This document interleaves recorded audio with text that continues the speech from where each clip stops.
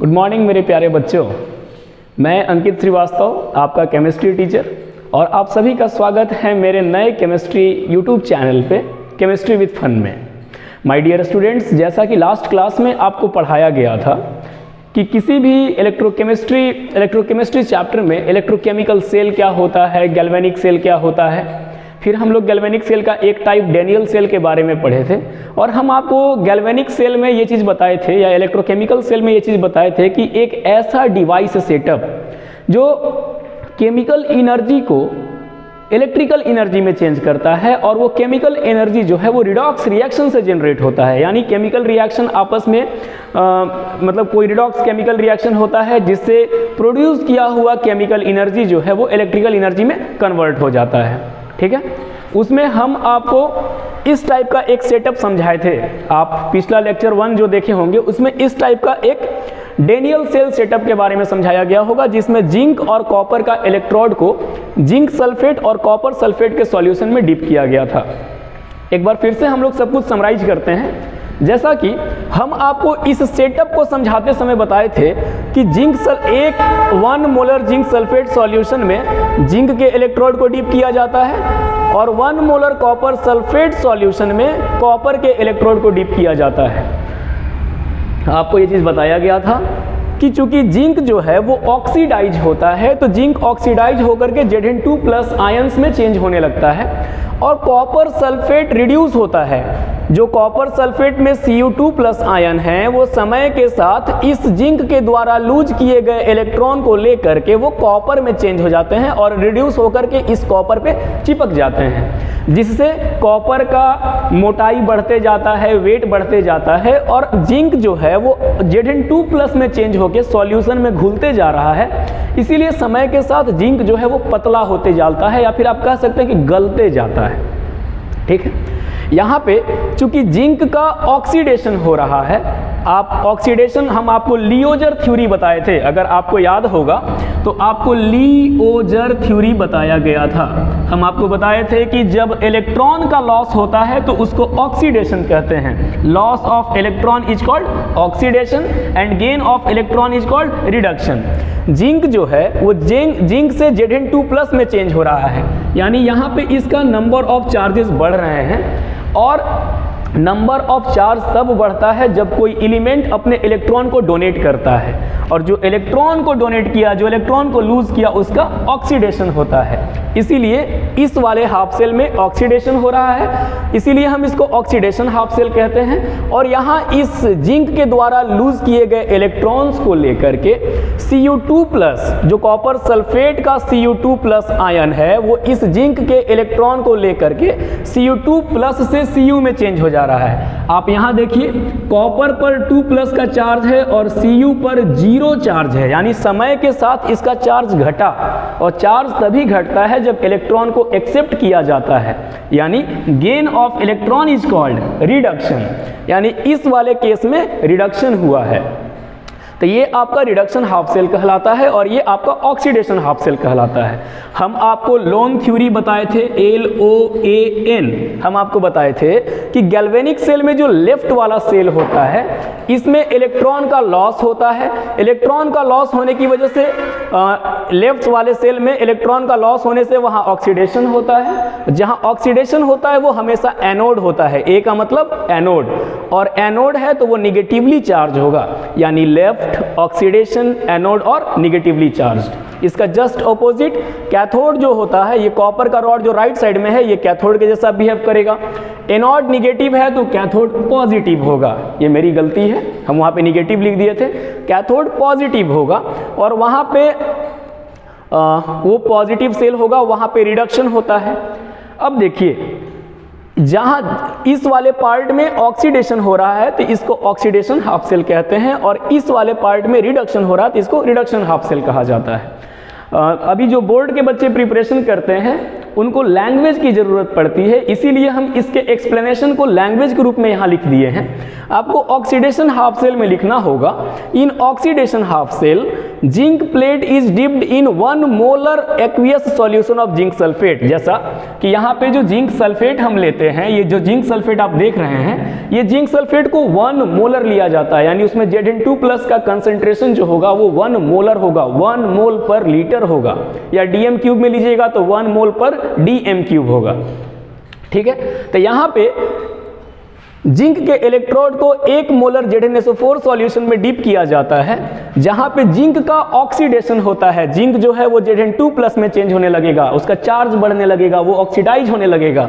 तो जिंक का ऑक्सीडेशन होता है और वो Zn2+ आयंस में चेंज हो जाता है। और अभी हम आपको बताएं कि बढ़ते समय के साथ जिंक का मोटा इलेक्ट्रोड धीरे धीरे पतला हो जाता है, यानी उसका वेट क्या होगा, घट जाएगा।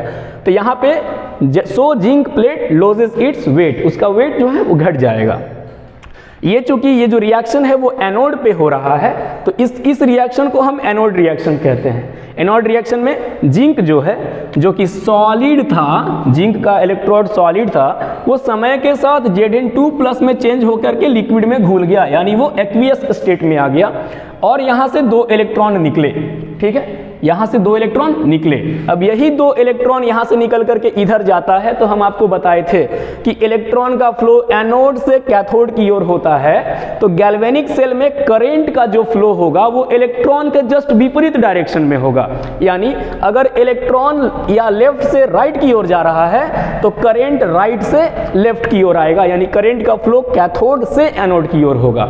हम आपको 3 इलेक्ट्रिक पोटेंशियल का भी कंडीशन बताए थे, आप लेक्चर 1 को देखिएगा, वहां पे सारा कुछ क्लियर किया हुआ है। और यह भी बताया गया था कि जब 1 मोल ZnSO4 सॉल्यूशन लिया जाता है, 1 मोल CuSO4 सॉल्यूशन लिया जाता है, तो इस केस में इस सेल का जो इंटरनल इलेक्ट्रिक पोटेंशियल है वो 1.1 वोल्ट होता है।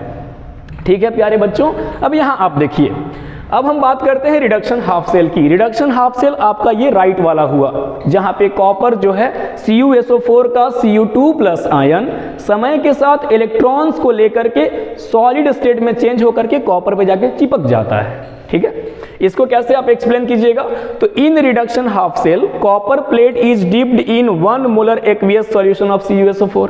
कॉपर सल्फेट का 1 मोलर सॉल्यूशन है, उसमें कॉपर का सॉलिड इलेक्ट्रोड को डिप किया गया है। इस हाफ सेल में सॉल्यूशन का Cu2+ आयन इलेक्ट्रॉन को लेता है और इलेक्ट्रॉन को लेकर के वो कॉपर में चेंज हो जाता है, यानी सॉलिड में चेंज हो जाता है। Cu2+ सॉल्यूशन वाला इलेक्ट्रॉन को लेकर के सॉलिड में चेंज हो जाता है और सॉलिड में चेंज होकर जाके इसे चिपक जाता है and get deposited on copper plate, इस कॉपर प्लेट पर चिपक गया।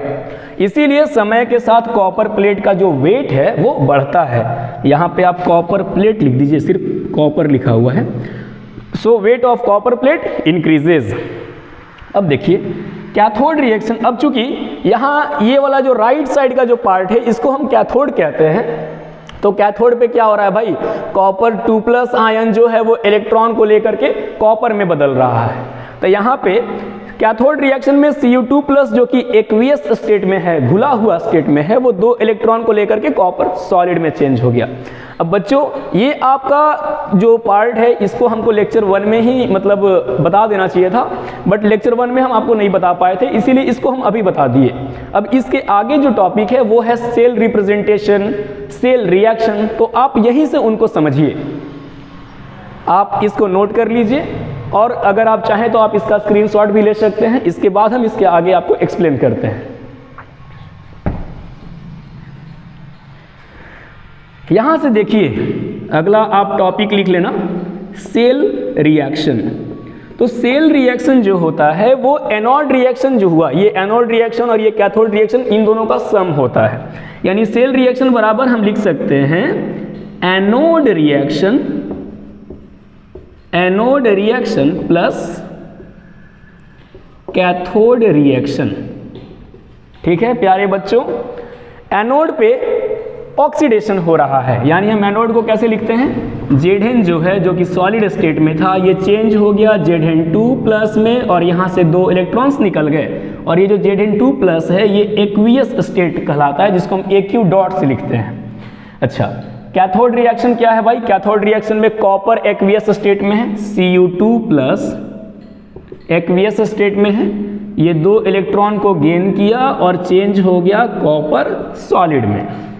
इसको जोड़ दो, इसको जोड़ोगे तो इसका देखो एरो के लेफ्ट वाले को एक साथ, एरो के राइट वाले को एक साथ, zinc solid plus Cu2 plus aqueous plus 2 electrons. अब एरो के राइट वाले को एक साथ, Zn2 plus aqueous plus Cu solid copper solid plus 2 electrons. अब देखिए यहाँ पे 2 इलेक्ट्रॉन कैंसिल हो गया, यानी सेल रिएक्शन का जो वैल्यू होगा, सेल रिएक्शन को कुछ इस प्रकार रिप्रेजेंट किया जाता है, जिंक सॉलिड में है और Cu2 प्लस एक्वियस में है, ये चेंज हो जाएगा Zn2 प्लस एक्वियस में, और यहाँ कॉपर जो है वो सॉलिड हो गया।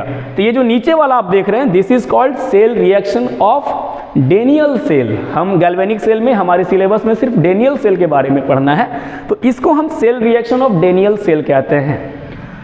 आप इसको अच्छे से नोट कर लीजिए। इसके बाद हम आपको सेल रिप्रेजेंटेशन सिखाएंगे कि सेल रिप्रेजेंटेशन किसको कहा जाता है। इस गैल्वेनिक सेल को हम एक सेल रिप्रेजेंटेशन के फॉर्म में रिप्रेजेंट करते हैं। आप इसे लिख लीजिए, उसके बाद इसके आगे आपको एक्सप्लेन किया जाएगा।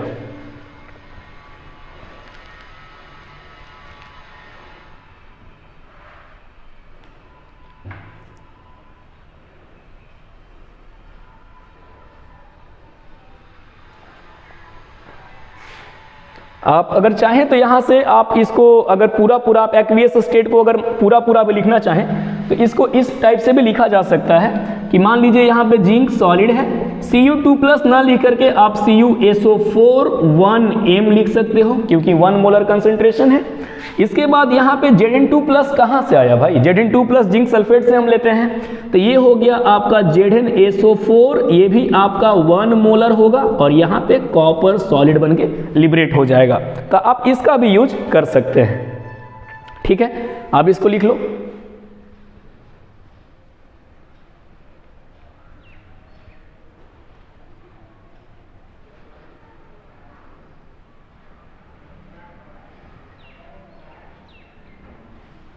चलिए आप लिख लिए बाबू, तो हम इसको अब मिटा देते हैं और इसके आगे आप देखिए कि सेल रिप्रेजेंटेशन कैसे लिखा जाता है। किसी भी इलेक्ट्रोकेमिकल सेल का सेल रिप्रेजेंटेशन लिखने का क्या तरीका है।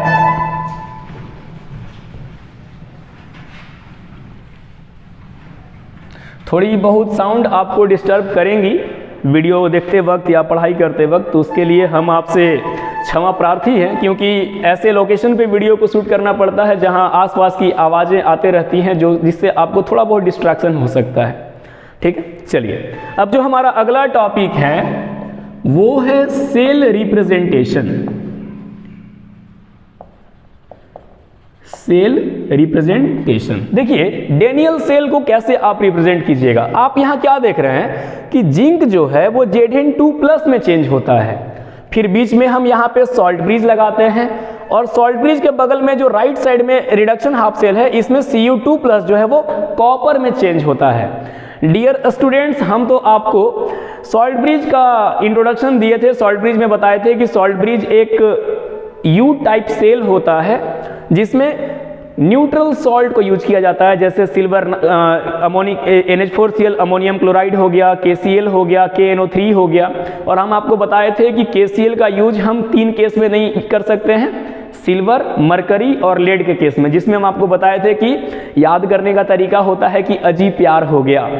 ये सुन के अक्सर बच्चे बहुत अंदर से खुश हो जाते हैं कि हाँ सर प्यार तो हो गया है, ठीक है। तो अजी प्यार हो गया, तो उसमें हम KCl का यूज नहीं कर सकते बाबू।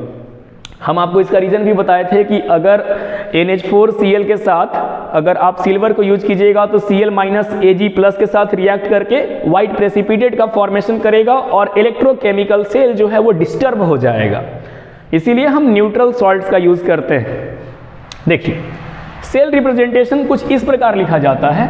हम पहले लिखते हैं ऑक्सीडेशन हाफ सेल को, यानी ऑक्सीडेशन हाफ सेल में क्या हो रहा है, जिंक जो है वो सॉलिड था, जिंक सॉलिड से Zn2 प्लस में चेंज हो गया, यानी ये एक्वियस स्टेट में चेंज हो गया। फिर बीच में हम सॉल्ट ब्रिज को यूज करते हैं, तो सॉल्ट ब्रिज को डबल लाइन से लिखा जाता है। और उधर क्या देख रहे हैं कि सॉल्यूशन का CO2 प्लस कॉपर में चेंज हुआ है, तो हम यहाँ पे लिखेंगे CO2 plus aqueous changes to copper solid. ये हो गया आपका सेल रिप्रेजेंटेशन, ठीक है। अच्छा, कहीं कहीं क्वेश्चन में क्या करता है कि क्वेश्चन में आपको दे देगा, सेल को रिप्रेजेंट कर देगा इस टाइप से, और आपको बोलेगा कि इससे सेल रिएक्शन लिखो। तो अभी हम आपको उसका भी आपको ट्रिक समझाएंगे कि कैसे लिखा जाता है, ठीक है। यहाँ पे देखिए, ये जो आप देख रहे हो इसको कहा जाता है ऑक्सीडेशन हाफ सेल, याद रखिएगा, ऑक्सीडेशन हाफ सेल, या फिर इसी को लेफ्ट हाफ सेल भी कहा जाता है। ये ऑक्सीडेशन हाफ सेल हो गया या लेफ्ट हाफ सेल हो गया, क्योंकि ये रिएक्शन लेफ्ट साइड में हो रहा है जहां ऑक्सीडेशन होता है। ये जो आप देख रहे हो this is called reduction half cell. ये आपका रिडक्शन हाफ सेल हुआ, रिडक्शन हाफ सेल हुआ। और बीच में जो डबल लाइन आप देख रहे हैं, इस डबल लाइन जो, ये डबल लाइन जो है ये सॉल्ट ब्रिज को इंडिकेट करता है, यानी ये आपका सॉल्ट ब्रिज हुआ, ठीक है। तो यही सेल रिप्रेजेंटेशन होता है, जो कि आप अपने कॉपी में अभी नोट कर लेंगे, ठीक है। या फिर इसको आप चाहें तो फिर इस टाइप से फुल कंसंट्रेशन में भी, मतलब फुल आयंस के रूप में ना लिख करके पूरा पूरा इस प्रकार लिखा जा सकता है कि जिंक आपके पास सॉलिड है, यहाँ से ZnSO4 आपका 1 मोलर होता है, फिर डबल यहाँ पे सॉल्ट ब्रिज लगा देंगे, फिर CuSO4 आपका 1 मोलर है, और ये किस में चेंज हो गया है, Cu सॉलिड में, सॉरी Cu सॉलिड में। तो ये भी आपका सॉल्ट, ये भी आपका सेल रिप्रेजेंटेशन हो गया, ये भी आपका सेल रिप्रेजेंटेशन हो गया। तो हम उम्मीद करते हैं कि आपको सेल रिप्रेजेंटेशन समझ में आ गया होगा। अच्छा, एक और बात, मान लीजिए कहीं कहीं एग्जाम में CBSE वगैरह के पेपर्स में या ICSE पेपर्स में, या हो सकता है आपके जैक स्टेट बोर्ड में भी क्वेश्चन दे देता है कि आपके पास इस टाइप का कोई सेल रिप्रेजेंटेशन किया हुआ है, इससे आप सेल रिएक्शन लिख के दिखाइए। देखो याद रखना, इस सॉल्ट ब्रिज का जो लेफ्ट पार्ट है इसको L रखना, सॉल्ट ब्रिज के जस्ट बगल वाले को R, फिर देखिए बाबू, ये जो होता है सिंगल लाइन, इस सिंगल लाइन को फेज डिफरेंस कहा जा सकता है, इसका नाम फेज डिफरेंस होता है। तो फेज डिफरेंस के लेफ्ट वाले को L, फेज डिफरेंस के राइट वाले को R, इस फेज डिफरेंस के लेफ्ट वाले को L और फेज डिफरेंस के राइट वाले को R। L को L से जोड़ दो, देखो L में है जिंक और L में है CuSO4, L को L से जोड़ दिए, इसके बाद R को R से जोड़ दो, यानी इसको जोड़ दो और इसको जोड़ दो, तो ये तुम्हारा सेल रिप्रेजेंटेशन हो जाएगा, सॉरी सेल रिएक्शन को रिप्रेजेंट कर देगा। यानी जब लेफ्ट को लेफ्ट से जोड़िएगा तो ये लेफ्ट वाला कंप्लीट हो गया, फिर एरो दे करके राइट को राइट से जोड़ देना, कंप्लीट हो गया सेल रिएक्शन। अगर इलेक्ट्रॉन रिप्रेजेंटेशन पूछेगा तो आप उसको बैलेंस कर दीजिएगा, इलेक्ट्रॉन कितना इलेक्ट्रॉन का आदान प्रदान होगा, इस आधार पे आप इसको रिप्रेजेंट कर सकते हैं। तो हम उम्मीद करते हैं कि जो टॉपिक्स आपको बताया गया गैल्वेनिक सेल से, इलेक्ट्रोकेमिकल सेल से या डेनियल सेल से, वो आपको समझ में आ गया होगा, ठीक है। अगर मान लीजिए कि कोई चीज़ आपको समझ में नहीं भी आता है तो आप हमारे कमेंट सेक्शन में हमसे पूछ सकते हैं, आपको एक्सप्लेनेशन अगले वीडियो में दे दिया जाएगा, या फिर वही कमेंट सेक्शन में भी आपको एक्सप्लेन किया जा सकता है, ठीक है। आप इस चीज़ को नोट कर लें। इसको नोट करने के बाद जो अगला टॉपिक है, जो बच्चों को बहुत टफ लगता है, जो कि कुछ है नहीं, देखिए जब हम क्लास 12th में थे तो वाकई में वो चीज़ हमें भी टफ लगता था, और वो है EMF। तो EMF को समझने के लिए सबसे पहले हम इलेक्ट्रोड के बारे में जानेंगे, इलेक्ट्रोड पोटेंशियल के बारे में जानेंगे, इलेक्ट्रोड पोटेंशियल कितने टाइप्स के होते हैं ये पढ़ेंगे, इलेक्ट्रोड पोटेंशियल किन किन फैक्टर्स पे डिपेंड करते हैं इनको पढ़ेंगे। लेकिन उसके पहले आप इसको नोट कर लीजिए।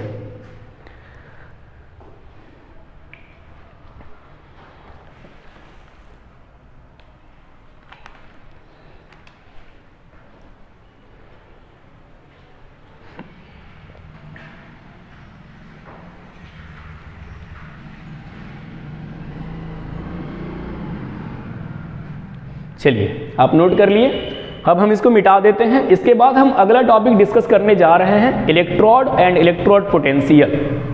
ध्यान से समझिएगा मेरे प्यारे बच्चों, मेरे भाइयों एवं बहनों, अब अंकल और आंटियों तो नहीं बोल सकते, आप इतने भी बड़े नहीं हैं, तो भाइयों एवं बहनों तक ही खुश रहिए।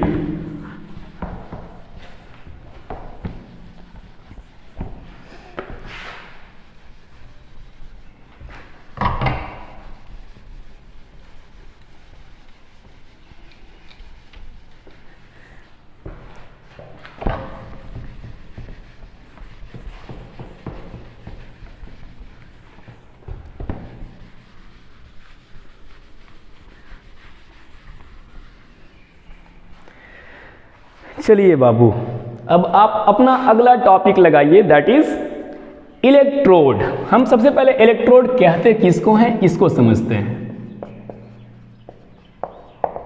इलेक्ट्रोड, जैसे सपोज कीजिए कि आपके पास एक सॉल्यूशन है, ये सॉल्यूशन है, मान लीजिए कि आपके पास 1 मोलर जिंक सल्फेट है। तो अगर जिस चीज का आप सॉल्यूशन लिए हैं तो इसमें जो आयंस होंगे वो Zn2+, Zn2+, SO4 2-, SO4 2- इस फॉर्म में होंगे, ठीक है। जिंक सल्फेट में जो उसके आयंस होंगे वो Zn2+ और SO4 2- में होंगे। तो जिस मेटल का आयन है हम उसी मेटल के इलेक्ट्रोड को उसी मेटल के रॉड को डीप करते हैं। यानी अगर आप ZnSO4 रखे हैं तो इसमें आपको जिंक का ही प्लेट लेना होगा। ये आपका जिंक प्लेट हो गया। अगर आप सिल्वर सल्फेट रखते या सिल्वर नाइट्रेट रखते तो आपको सिल्वर का रॉड डालना पड़ता। अगर आप कॉपर सल्फेट लेते तो कॉपर का रॉड डालना पड़ता। तो आखिर इस रॉड के डालने से क्या होता है? तो इस रॉड के डालने से या तो इस जिंक, ये जो Zn है जिंक का रॉड है, ये Zn2+ में चेंज होके इसमें घुलने लगेगा, यानी इलेक्ट्रॉन को लूज करेगा, ठीक है। या तो ये हो सकता था कि अगर सिल्वर हम लेते या कॉपर लेते तो कॉपर क्या करता कि इस सॉल्यूशन के जो आयंस हैं उनको एक्सेप्ट कर लेता, या फिर सॉल्यूशन के आयंस को अपना इलेक्ट्रॉन देकर उनको अपनी ओर खींच लेता, यही हो सकता था। तो सबसे पहले आप समझिए कि इलेक्ट्रोड किसको कहा जाता है। इलेक्ट्रोड एक ऐसा अरेंजमेंट होता है कि किसी मेटल को उसी के आयंस के कांटेक्ट में रखा जाता है। यानी आप इसको कुछ इस प्रकार एक्सप्लेन कर सकते हैं कि if an element is present in contact with its own ions, अगर कोई एलिमेंट किसी सॉल्यूशन में प्रेजेंट है और सॉल्यूशन में उसी एलिमेंट के आयंस प्रेजेंट हैं, then this type of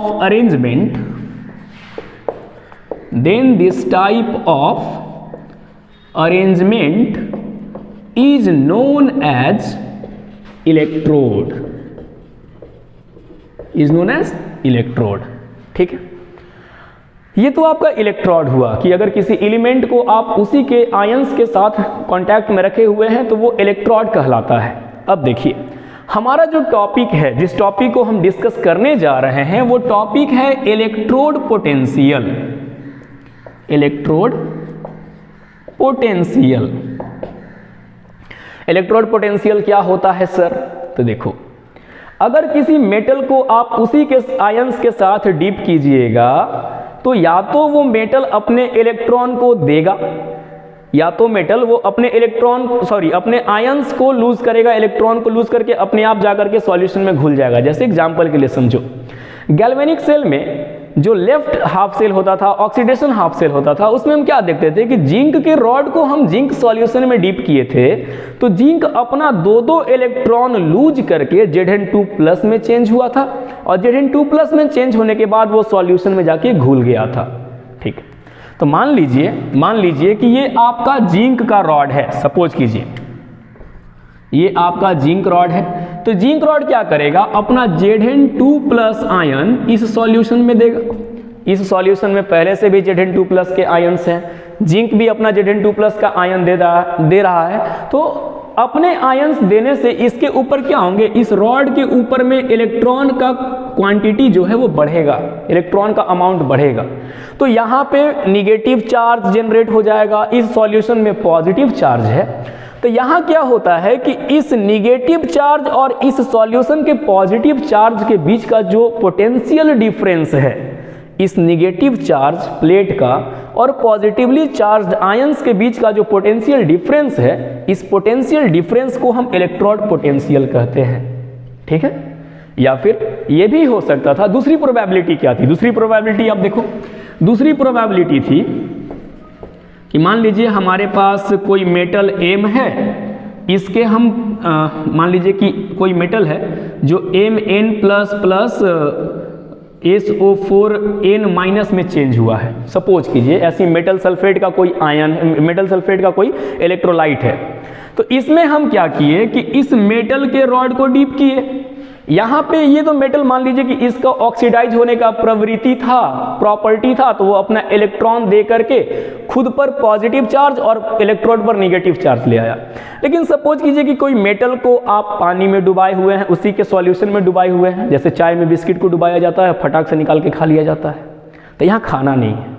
यहाँ समझना ये है कि मान लीजिए कि आप इस मेटल के इलेक्ट्रोड को उसके इलेक्ट्रोलाइट सॉल्यूशन में डीप किए हुए हैं, तो इससे क्या होगा कि मेटल के पास एक प्रॉपर्टी होगा कि ये इस सॉल्यूशन में प्रेजेंट जो मेटल्स के आयंस थे उसको अपनी ओर खींचा। जैसे कि कॉपर सल्फेट, गैल्वेनिक सेल में कॉपर सल्फेट में क्या था, कॉपर सल्फेट Cu2 प्लस और SO4 माइनस में टूटा था। कॉपर क्या किया भाई, 2 इलेक्ट्रॉन दिया और Cu2 प्लस को अपनी ओर खींच के अपने से चिपका लिया, इसीलिए कॉपर का वेट बढ़ गया था।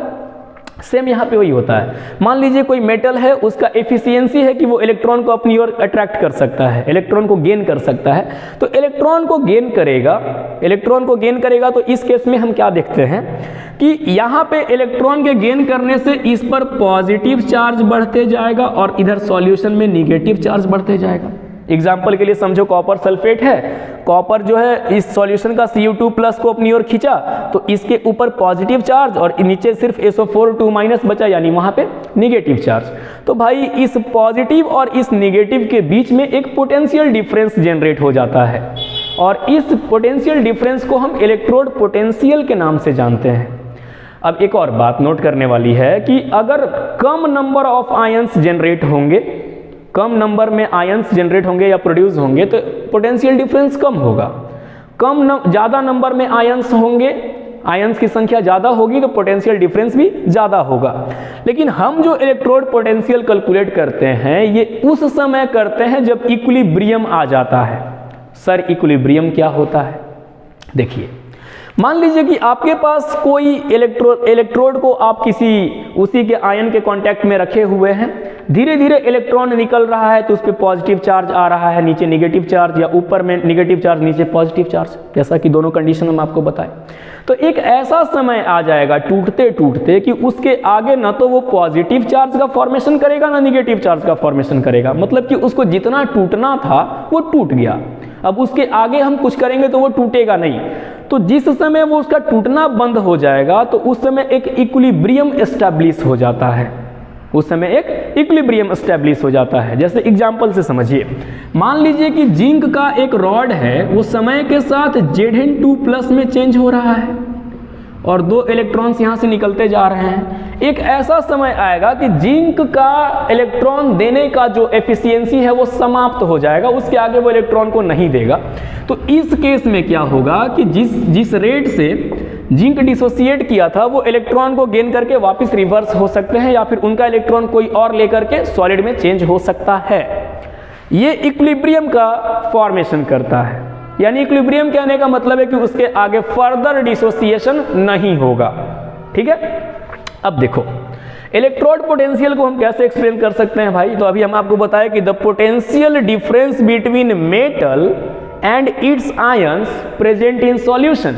लेकिन ये किस समय? जिस समय इक्विलिब्रियम एस्टैब्लिश हो गया है। देखो किसको डिफाइन कैसे करेंगे, द पोटेंशियल डिफरेंस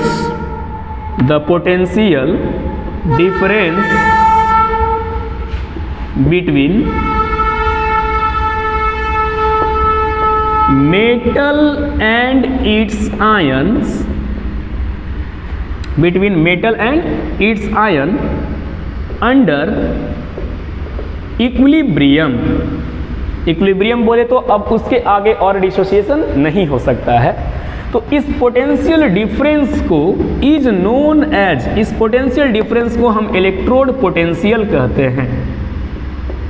इस पोटेंशियल डिफरेंस को इलेक्ट्रोड पोटेंशियल कहा जाता है। ठीक है, इसका एक और डेफिनेशन आप लिख लीजिएगा कि the electron losing and gaining tendency,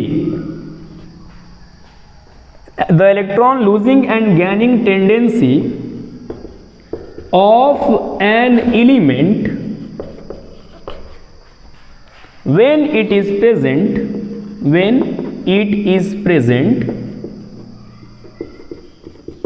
in contact with its own ions। तो इसको जो है देखिए, अब भाई अगर किसी एलिमेंट को आप उसी के आयंस के साथ रखिएगा तो क्या होगा कि या तो वो इलेक्ट्रॉन को देगा या तो इलेक्ट्रॉन लेगा। दोनों कंडीशन हम आपको समझा चुके हैं। तो या तो इलेक्ट्रॉन देने का टेंडेंसी या तो इलेक्ट्रॉन को गेन करने का टेंडेंसी, और इस टेंडेंसी को भी पोटेंशियल इलेक्ट्रोड पोटेंशियल कहा जाता है, is known as electrode potential.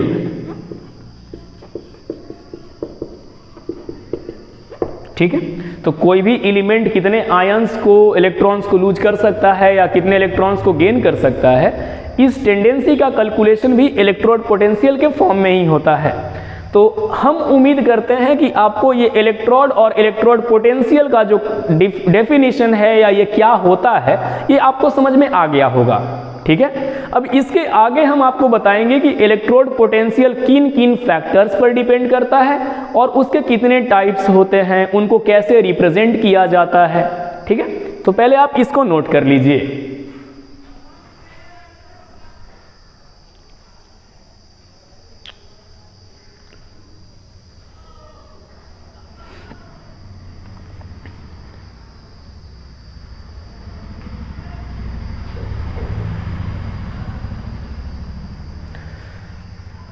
My dear students, electrode potential को हम कैपिटल ई से रिप्रेजेंट करते हैं। It is denoted by capital E. अच्छा, इलेक्ट्रोड पोटेंशियल जब आप पढ़ें तो हम आपको एक और टर्म समझाना चाहेंगे जिसको स्टैंडर्ड इलेक्ट्रोड पोटेंशियल कहा जाता है। अभी स्टैंडर्ड वर्ड का मतलब आप समझिए, standard electrode potential, standard electrode potential. देखिए, स्टैंडर्ड इलेक्ट्रोड पोटेंशियल कहने का मतलब है कि जिस समय हम इलेक्ट्रोड पोटेंशियल का कैलकुलेशन कर रहे हैं, मेजरमेंट कर रहे हैं, अगर उस समय वहां का टेम्परेचर 298 केल्विन है या फिर 25 डिग्री सेल्सियस है, वहां का जो प्रेशर है वो 1 atm है या फिर नियरली 1 बार है, लगभग 1 बार के बराबर प्रेशर है या फिर वहां का जो प्रेशर है वो 1 atm के बराबर है। तो इस केस में जो इलेक्ट्रोड पोटेंशियल होगा, इस केस का जो मतलब इस अवस्था में जो इलेक्ट्रोड पोटेंशियल होगा, जब टेम्परेचर को 298 केल्विन लिया जाएगा, रूम टेम्परेचर के इक्वल, प्रेशर को 1 atm रखा जाएगा, तो इस केस में जो इलेक्ट्रोड पोटेंशियल होता है वो स्टैंडर्ड इलेक्ट्रोड पोटेंशियल कहलाता है। और जिस प्रकार आप इलेक्ट्रोड पोटेंशियल को कैपिटल ई से डिनोट कर रहे थे, तो standard electrode potential is denoted as E naught. Standard electrode potential को हम ई नॉट सिंबल से इंडिकेट करते हैं और इलेक्ट्रोड पोटेंशियल को ई से इंडिकेट किया जाता है। हमें उम्मीद है कि आपको इलेक्ट्रोड पोटेंशियल ढंग से समझ में आ गया होगा। चलिए, अब आगे हम डिस्कस कर रहे हैं types of electrode potential.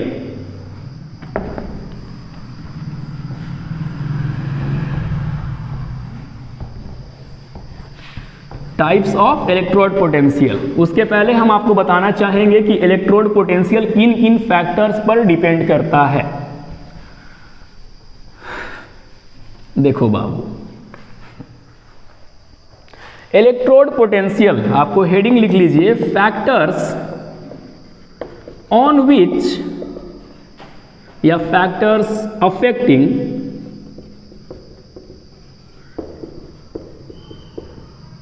Electrode potential, factors affecting electrode potential.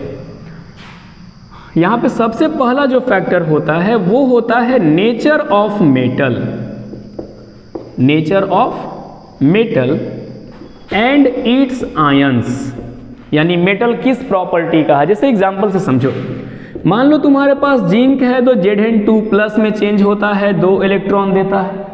तुम्हारे पास आयरन है तो आयरन Fe2+ में चेंज हो रहा है, 2 इलेक्ट्रॉन दे रहा है। Fe जो है वो Fe3+ में भी चेंज होता है और यहाँ से 3 इलेक्ट्रॉन निकलते हैं। तो कौन सा एलिमेंट ऑक्सीडाइज होकर कितने इलेक्ट्रॉन्स को देगा, ये डिपेंड करता है कि उस एलिमेंट या उस मेटल का नेचर कैसा है। ठीक है, इस पे भी आपका इलेक्ट्रोड पोटेंशियल डिपेंड करता है। EP, ACP मतलब स्टैंडर्ड इलेक्ट्रोड पोटेंशियल और EP का मतलब सिर्फ इलेक्ट्रोड पोटेंशियल।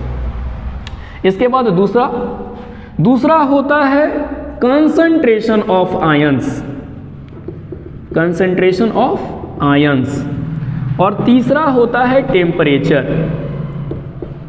तीसरा होता है टेम्परेचर।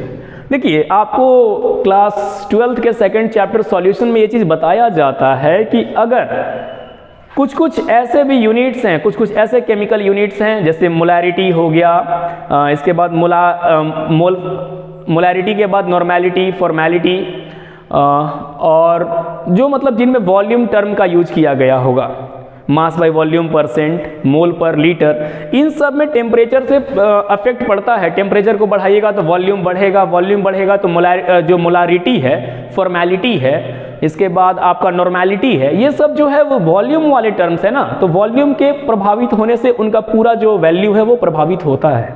ठीक है, तो कंसंट्रेशन ऑफ आयंस से इलेक्ट्रोड पोटेंशियल कैसे प्रभावित होगा ये पढ़ाया जाएगा आपको अगले लेक्चर में, जब हम नर्स्ट इक्वेशन का डिस्कस करेंगे। ठीक है, जब हम आपको नर्स्ट इक्वेशन पढ़ाएंगे उस समय हम आपको कंसंट्रेशन ऑफ आयंस से इलेक्ट्रोड पोटेंशियल कैसे वेरी करता है ये बताया जाएगा, और टेम्परेचर से वो कैसे प्रभावित होता है। स्टैंडर्ड टेम्परेचर रखेंगे कि एनी कंसंट्रेशन वाला टेम्परेचर रखा जाएगा, इनसे इनका कैसे प्रभाव पड़ता है इनके ऊपर, या फिर ये कैसे प्रभावित होते हैं, ये आपको उस वाले टॉपिक में हम समझाएंगे।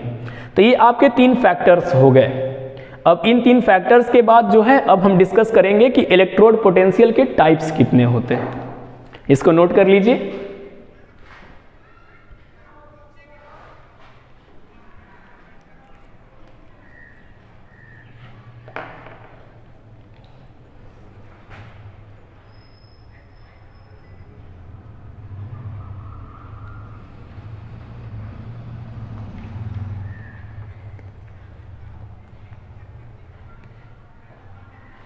मेरे प्यारे बच्चों, अब हम आगे डिस्कस करने जा रहे हैं कि इलेक्ट्रोड पोटेंशियल कितने टाइप्स के होते हैं। चलिए आइए देखते हैं।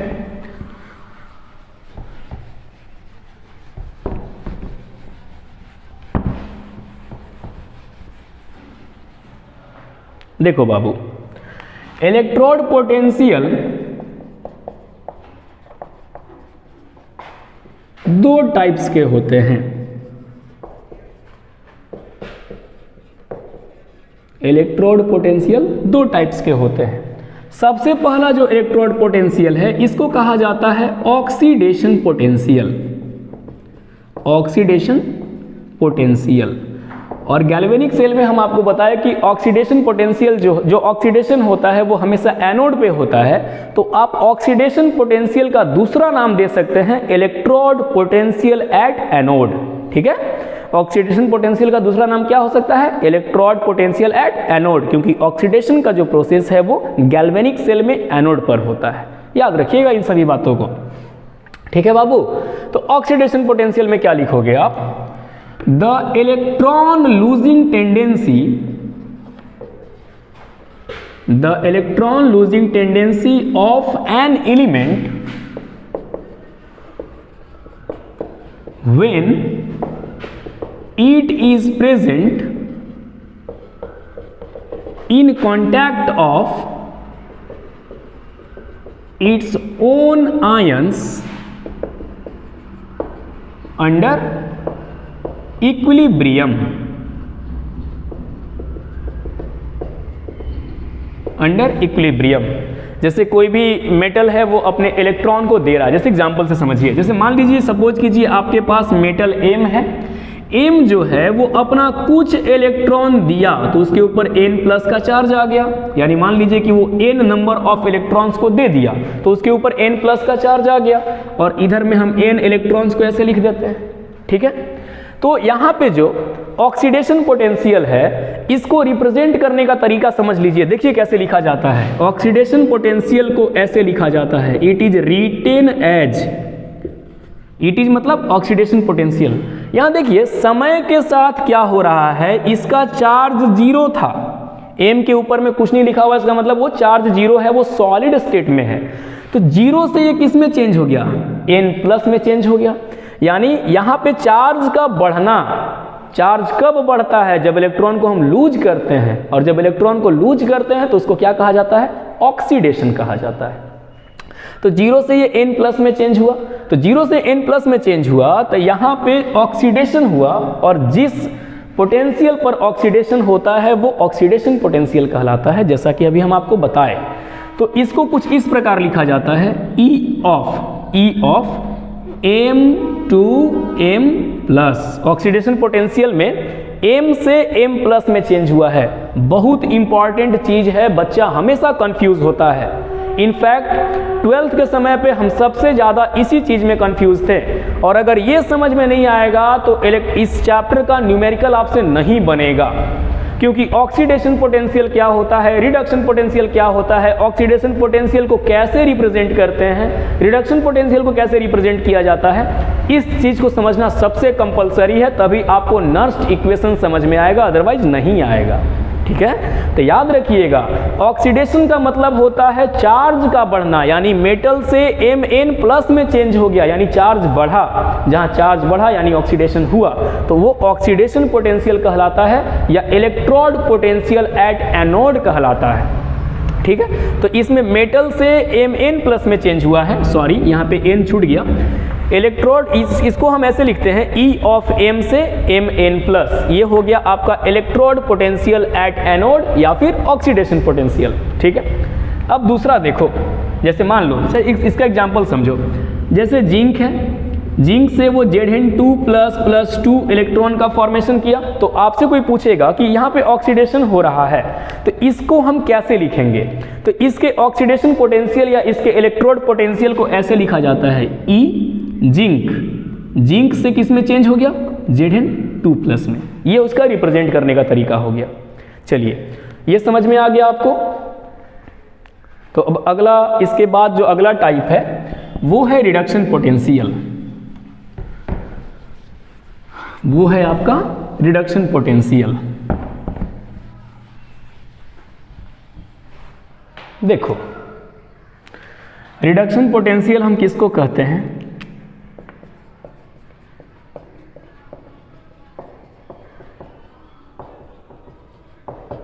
Reduction potential. तो रिडक्शन कब होगा, जब इलेक्ट्रॉन का गेन होगा, और जिस एलिमेंट का ज़्यादा से ज़्यादा इलेक्ट्रॉन गेन करने का टेंडेंसी होगा उसका रिडक्शन पोटेंशियल का वैल्यू भी उतना ज़्यादा होगा। ठीक है, और जिसका जितना कम टेंडेंसी होगा उसका रिडक्शन पोटेंशियल का वैल्यू उतना ही कम होता है। तो इसको आप सेम उसी प्रकार से डिफाइन कीजिए कि the electron gaining tendency of, electron gaining tendency of an element when it is in contact of its own ions is known as reduction potential, is known as reduction potential। और reduction potential, reduction कहाँ होता है, cathode पे होता है sir, right side में होता था ना, राइट साइड में गैल्वेनिक सेल के कैथोड पे होता है सर रिडक्शन, उसको रिडक्शन पोटेंशियल कह रहे हैं। तो इसका दूसरा नाम क्या हो सकता है, तो इसका दूसरा नाम होता है इलेक्ट्रोड पोटेंशियल एट कैथोड। जैसा कि हम ऑक्सीडेशन पोटेंशियल में आपको बताया कि उसको कहा जाता है इलेक्ट्रोड पोटेंशियल एट एनोड, इसको कहेंगे इलेक्ट्रोड पोटेंशियल एट कैथोड। ठीक है, अब इसको रिप्रेजेंट करने का तरीका देखिए, जैसे सपोज कीजिए कि किसी सॉल्यूशन में Mn+ आयन पहले ही से प्रेजेंट था, जैसे कि कॉपर सल्फेट टूटा था, Cu2+ से वो Cu में चेंज हुआ, काहे कि कॉपर वाला रॉड जो है उसको इलेक्ट्रॉन दिया। ठीक, तो मान लो कि इसको कहीं से N इलेक्ट्रॉन मिला भाई, N इलेक्ट्रॉन मिलने के बाद ये M में चेंज हो गया, तो इसके ऊपर कुछ नहीं लिखा हुआ है, इसका मतलब इसका चार्ज 0, यहाँ पर N+ था, N+ से 0 होना चार्ज का घटना, चार्ज का घटना होता है रिडक्शन। ठीक है, यानी यहाँ पे हो रहा है इसका रिडक्शन। और बाबू जहाँ रिडक्शन होता है जिस इलेक्ट्रोड पर, वहाँ का जो पोटेंशियल डिफरेंस है वो कहलाता है reduction potential.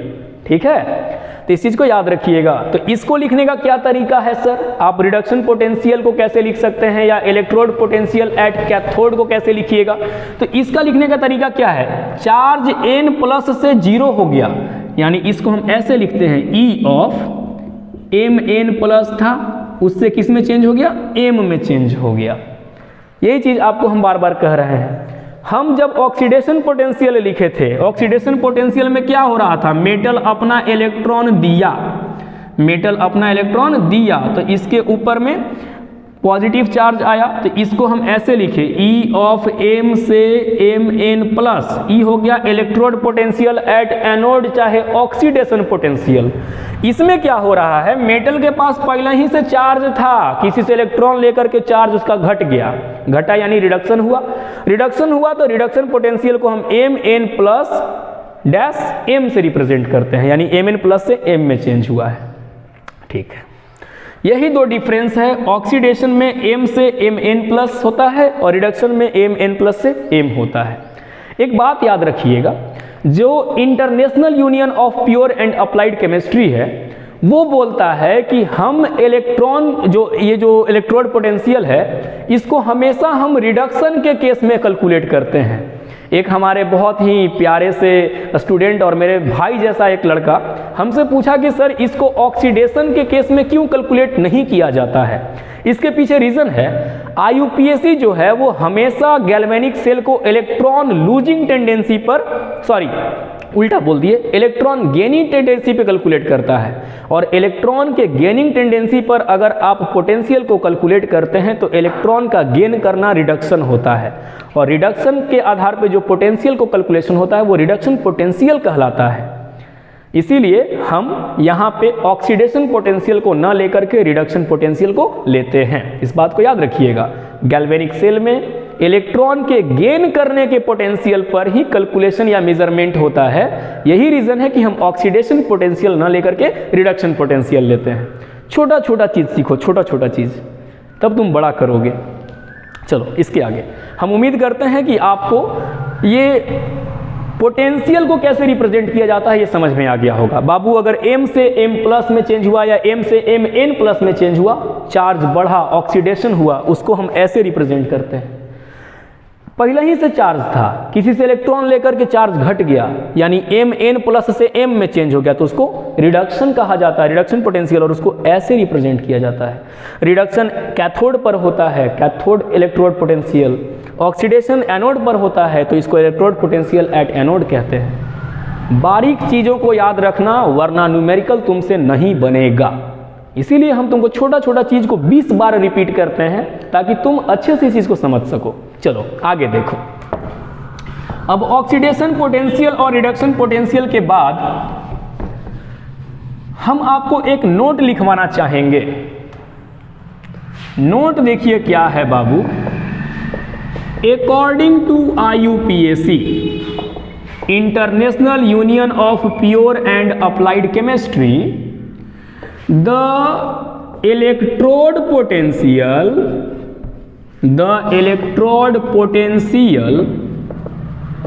of element is calculated as reduction potential. अभी तुरंत हम बताएं कि रिडक्शन के केस में क्यों कैलकुलेट करते हैं भाई, क्योंकि इलेक्ट्रॉन गेनिंग टेंडेंसी पे कैलकुलेशन होता है, तो इसको हम रिडक्शन पोटेंशियल के केस में ही कैलकुलेट करते हैं।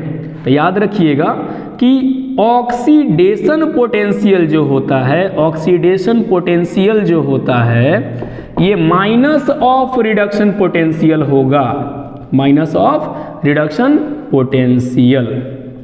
याद रखिएगा, बहुत इंपॉर्टेंट चीज है। जहां ऑक्सीडेशन हो रहा है अगर उसके आगे हम माइनस का साइन लगा देंगे तो उसका वैल्यू रिडक्शन के बराबर हो जाएगा। इसीलिए लिखवा रहे हैं कि ऑक्सीडेशन पोटेंशियल का वैल्यू जो है वो निगेटिव ऑफ रिडक्शन पोटेंशियल के इक्वल होता है। ठीक है, इस चीज को याद रखना। इस चीज को अगर आप समझ गए हो ढंग से तो हम आगे शुरू करते हैं द EMF ऑफ सेल। चलिए इसको नोट कर लो, स्क्रीनशॉट मार लो, लिख लो। इसके आगे हम शुरू करते हैं EMF ऑफ सेल।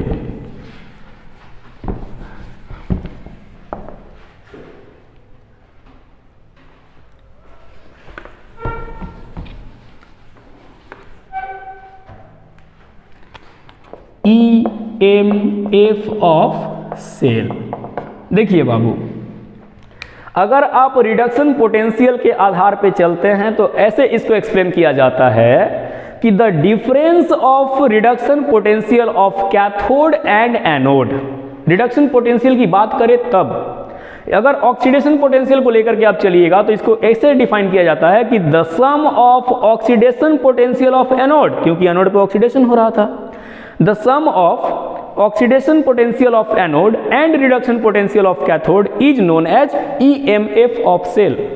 और EMF ऑफ सेल को इस प्रकार से रिप्रेजेंट किया जाता है E सेल। ठीक है, अच्छा, हम थोड़ा सा चीज आपको बताना भूल गए, उसके लिए हम आपसे क्षमा प्रार्थी हैं। थोड़ा समझिए इसको, 2 मिनट के बाद समझाते हैं, पहले समझो। हम तुमको बताए बाबू, क्या बताए?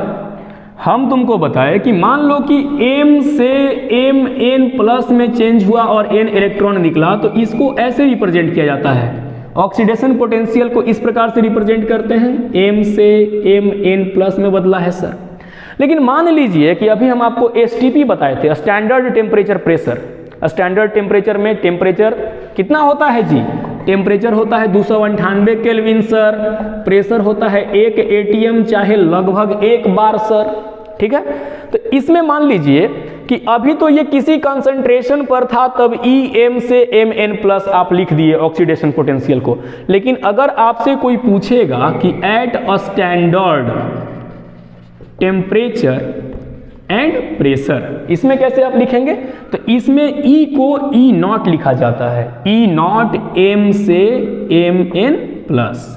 इस चीज को याद रखना। स्टैंडर्ड केस में जो ऑक्सीडेशन पोटेंशियल होगा या फिर इलेक्ट्रोड पोटेंशियल एट एनोड होगा, उसमें हम E0 साइन यूज करते हैं, बाकी सब कुछ सेम रहता है।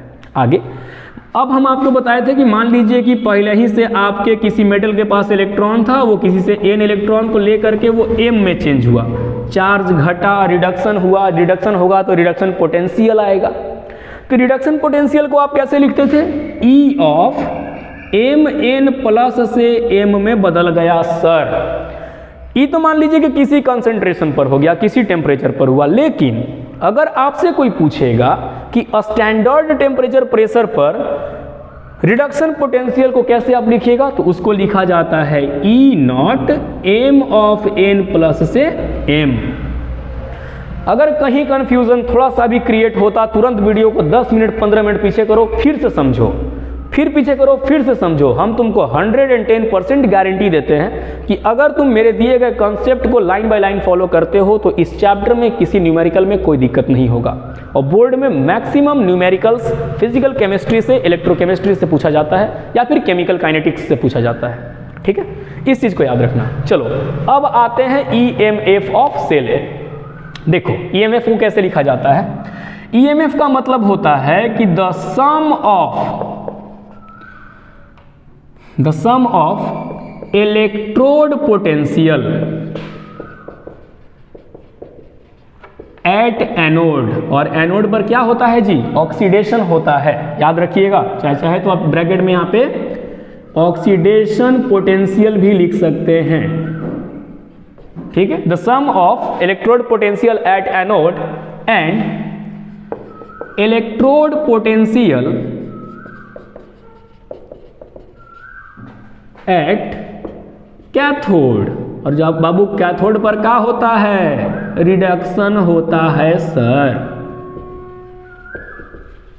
Is known as EMF of cell. ठीक है, एनोड का इलेक्ट्रोड पोटेंशियल और कैथोड का इलेक्ट्रोड पोटेंशियल को जोड़ दोगे तो वो EMF ऑफ सेल देगा, यानी E cell. EMF of cell को हम E सेल से लिखते हैं। तो E सेल का मतलब होता है electrode potential at anode plus electrode potential at cathode. अब देखो बाबू, इसका एक और क्या लिख सकते हो, ई सेल बराबर, यहाँ से तुम्हारा हो जाएगा इलेक्ट्रोड के, देखो इलेक्ट्रोड पर चूंकि ऑक्सीडेशन होता है तो हम इसको क्या लिख सकते हैं, ऑक्सीडेशन पोटेंशियल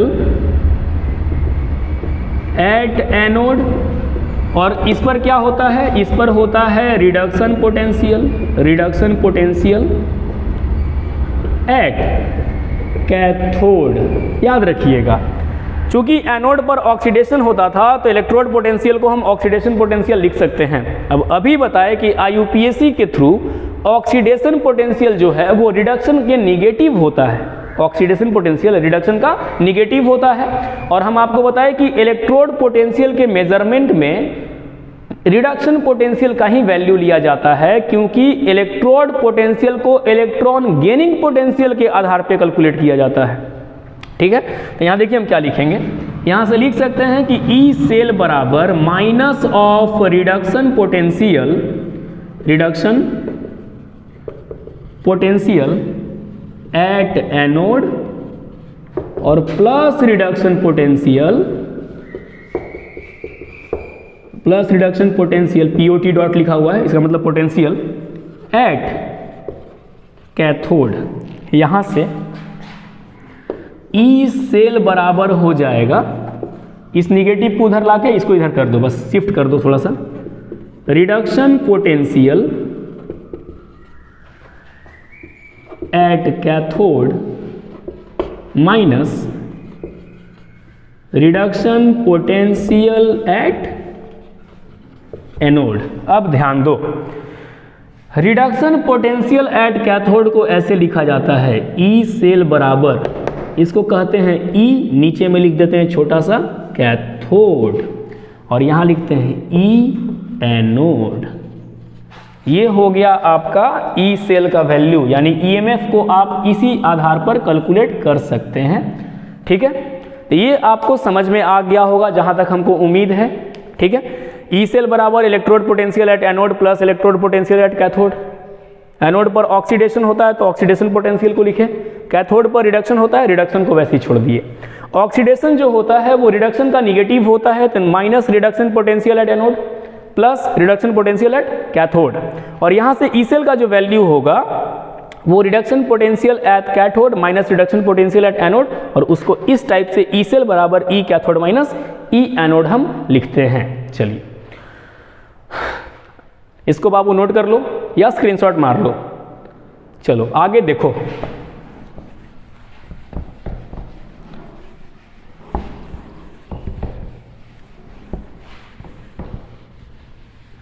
आगे देखिए बाबू,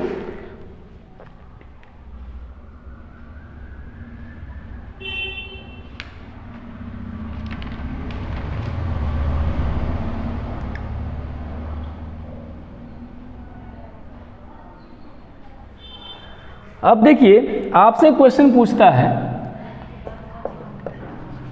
EMF at a standard condition. Standard condition किसको कहते हैं, तो अभी हम आपको बताए थे कि टेम्परेचर का वैल्यू 298 केल्विन होना चाहिए, प्रेशर का वैल्यू 1 ATM चाहे लगभग नियरली 1 बार होना चाहिए। ठीक, तो इस केस में जो EMF ऑफ सेल होता है उसको E नॉट सेल कहा जाता है। EMF ऑफ सेल को E नॉट सेल कहते हैं, मतलब कि वो स्टैंडर्ड कंडीशन का इलेक्ट्रोमोटिव फोर्स है या EMF है, बराबर E कैथोड को लिखा जाता है E not cathode. E not cathode क्या है, सेम वही चीज़ है, आपका oxidation potential, sorry reduction potential ही होगा कैथोड पे, लेकिन टेम्परेचर 298 केल्विन होगा और प्रेशर 1 ATM होगा, और minus E naught anode. E naught cell बराबर E not cathode minus E naught anode. अब हम इसको अगर चार्ज के रूप में रिप्रेजेंट करके लिखना चाहें तो देखिए कैसे लिख सकते हैं। जैसे मान लो, सपोज करो तुम्हारे पास मेटल है भाई, मेटल जो है वो Mn प्लस में चेंज हो गया है, और Mn प्लस में चेंज हो गया और यहाँ से n इलेक्ट्रॉन निकल गए। दूसरा एक हमारे पास मान लीजिए कि कोई एलिमेंट है, मान लीजिए कुछ K मान लीजिए, K के पास n प्लस चार्ज था, वो n इलेक्ट्रॉन किसी से लिया तो वो K में चेंज हो गया, यानी इसका रिडक्शन हुआ। तो इसको हम इस केस में कैसे रिप्रेजेंट करेंगे, ध्यान देना। तो यहाँ से तुम लिख सकते हो E नॉट सेल बराबर कैथोड पर रिडक्शन होता है। कैथोड कौन है, ये वाला, क्योंकि इसका रिडक्शन हो रहा है। कैथोड पर रिडक्शन होगा तो इसको हम ऐसे लिखेंगे E नॉट कैथोड। कैथोड क्या है भाई, तो कैथोड में Kn प्लस से K में चेंज हो गया था sir, minus E naught anode, यानी रिडक्शन पोटेंशियल एट एनोड। देखो बाबू ध्यान दो, ऑक्सीडेशन पोटेंशियल को आप ऐसे लिखते हैं Em से M प्लस, M से M प्लस, ये तो ऑक्सीडेशन पोटेंशियल था।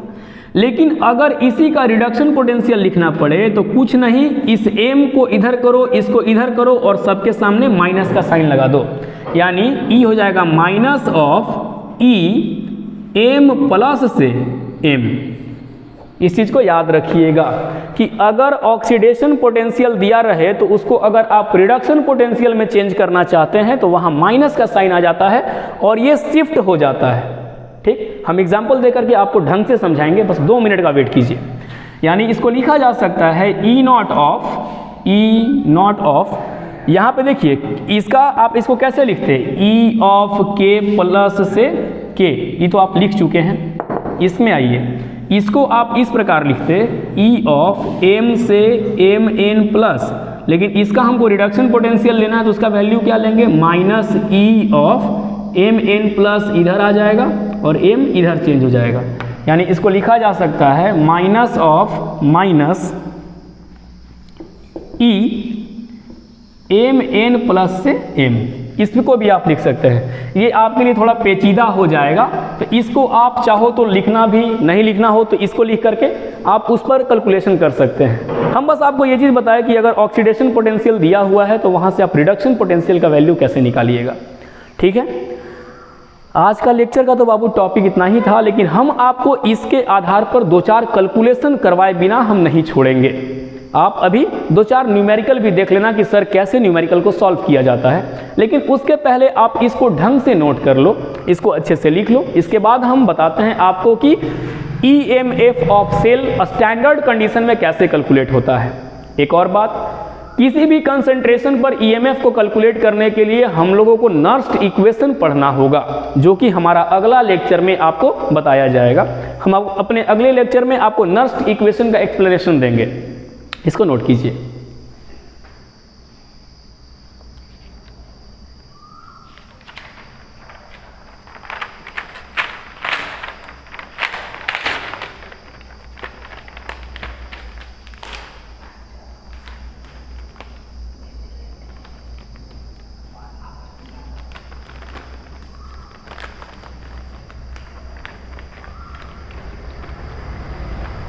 देखिए,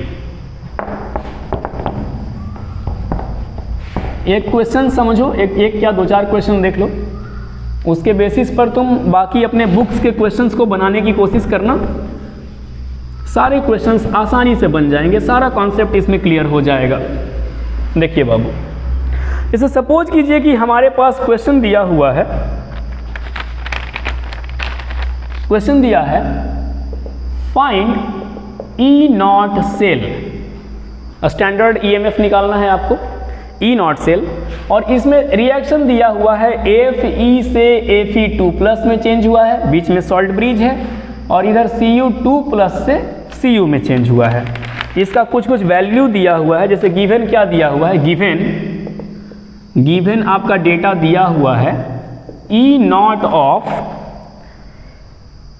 Cu2 प्लस से Cu, इसका वैल्यू है प्लस 0.3 वोल्ट, और E नॉट ऑफ Fe से Fe2 प्लस, इसका वैल्यू दिया हुआ है प्लस 0.44 वोल्ट। ठीक है, E नॉट Fe, अच्छा हाँ, अब इसके आधार पे आपको कैलकुलेशन करना है। सेम यही क्वेश्चन आता है, बोर्ड वगैरह में भी ऐसा ही क्वेश्चन आता है। तो सर हम कैसे करेंगे? तो बच्चा सोचता है कि सर Cu2 प्लस से Cu में चेंज हो रहा है, यानी यहाँ तो रिडक्शन हो रहा है। ये आपका हो गया रिडक्शन हाफ सेल, ठीक, यानी ये हो गया आपका कैथोड। यहाँ पे देख रहे हैं कि Fe से Fe2 प्लस में चेंज हो रहा है, यानी यहाँ पे ऑक्सीडेशन हो रहा है, यानी यहाँ पे क्या हो गया, ये हो गया एनोड, ठीक है। लेकिन हम जो रिडक्शन पोटेंशियल लेते हैं वो रिडक्शन पोटेंशियल को हमेशा एनोड के केस में भी रिडक्शन पोटेंशियल लेना होगा।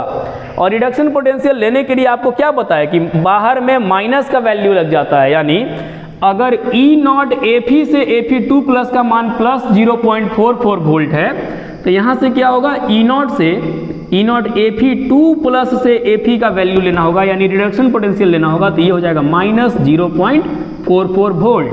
फिर से समझो, रिडक्शन अगर यहाँ ऑक्सीडेशन पोटेंशियल दिया हुआ है तो हमको इसको रिडक्शन पोटेंशियल में चेंज करना होगा।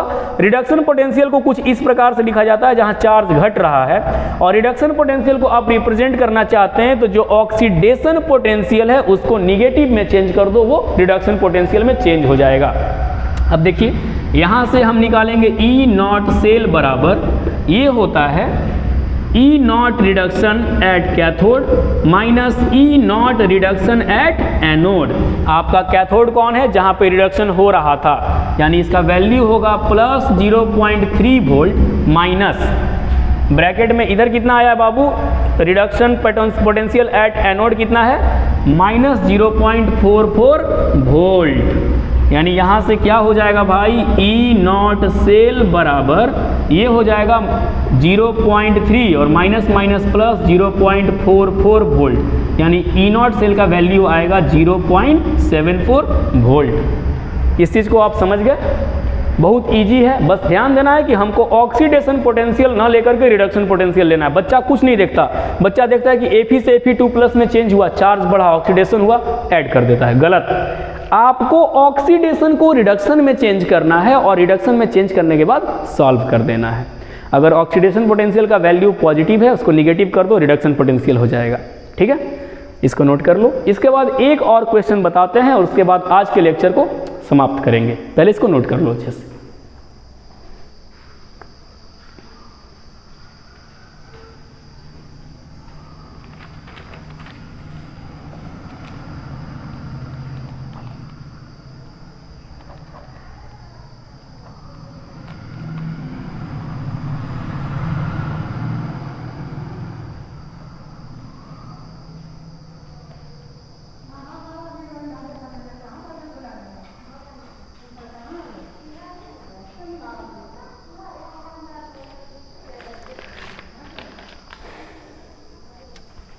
चलिए देखिए, एक और क्वेश्चन को समझिए और इसके बेसिस पे आप आज अपने बुक से जितने भी न्यूमेरिकल्स हैं जो कि ईएमएफ पर बेस्ड है उनको बनाइएगा। जैसे मान लीजिए एक और क्वेश्चन दे दिया, कैलकुलेट E0 सेल, और इसमें दिया हुआ है रिएक्शन Ni3 प्लस से Ni में चेंज हुआ, सॉल्ट ब्रिज, Cu2 प्लस से Cu में चेंज हुआ है, और इसमें दिया हुआ है E0 Ni3 प्लस से Ni बराबर माइनस 0.25 वोल्ट, और E0 Cu2 प्लस से Cu बराबर 1.25 वोल्ट। देखिए हम क्या देखते हैं बाबू, हम आपको बताए थे कि गैल्वेनिक सेल में एनोड लेफ्ट की ओर होता है, कैथोड राइट की ओर होता है। बच्चा कंफ्यूज, बच्चा सोचता है कि सर हम इन दोनों में कैथोड किसको ले, एनोड किसको ले। तो याद रखिएगा गैल्वेनिक सेल में सॉल्ट ब्रिज के लेफ्ट वाला एनोड होता है, LOAN, left oxidation, anode negative. इस चीज को याद रखना। तो ये लेफ्ट वाला एनोड है, दिस इज एनोड, और ये क्या है, दिस इज कैथोड। और हमको देखिए दोनों का रिडक्शन पोटेंशियल दिया है, इसमें Ni3 प्लस Ni चार्ज घट रहा है, रिडक्शन पोटेंशियल है, ये भी रिडक्शन पोटेंशियल है, यानी आपको इसको रिड्यूस करने की जरूरत ना है। यानी तुम यहां से क्या लिख सकते हो, E0 सेल बराबर reduction potential at cathode minus E0R reduction potential at anode. ठीक है, E0 cathode minus E0 anode को ही ऐसे लिखते हैं। अब देखो यहाँ पे कैथोड कौन, कैथोड हुआ Cu2 प्लस वाला, यानी 1.25 वोल्ट माइनस इसका वैल्यू दिया हुआ है -0.25 वोल्ट, यानी ये हो जाएगा 1.25 volt minus minus plus 0.25 volt, यानी हो जाएगा 1.50 वोल्ट। ऐसे निकालते हैं EMF of cell at standard temperature and pressure. तो उम्मीद करते हैं कि आज के लेक्चर से आपको सारा कुछ बहुत अच्छे से समझ में आ गया होगा हमारे बच्चों। अगर आपको कहीं भी किसी टॉपिक में थोड़ा सा भी फॉल्ट लगता है या थोड़ा सा भी आपको लगता है कि हमें ये चीज़ समझ में नहीं आया सर, तो आप काइंडली हमारे कमेंट सेक्शन में उसको कमेंट करेंगे, वहाँ से फिर हम अगले लेक्चर में उसका एक्सप्लेनेशन आपको देंगे। आज के लिए इतना ही, बहुत बहुत धन्यवाद। अब आप सभी का दिन शुभ हो। धन्यवाद।